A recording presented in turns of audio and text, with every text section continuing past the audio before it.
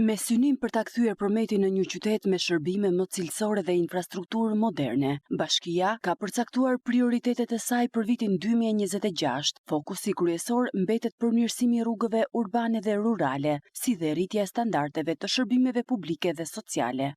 Gjatë vitit 2026, sigurisht që prioritet do ngelen shërbimet publike, pastrim, gjelbërim, rrugë rurale, sistemi i vaditjes, pyjore, pa na shkaluar edhe investimet të tjera infrastrukturore që kanë të bëjnë me sistemin rrugor, urban apo rural. Vëmendje veçantë do t'i kushtohet dhe projekteve të mëdha infrastrukturore, si menaxhimi mbetjeve dhe ndriçimi publik. Eficienca e energjisë ngelet një nga prioritetet e Bashkisë së Përmetit.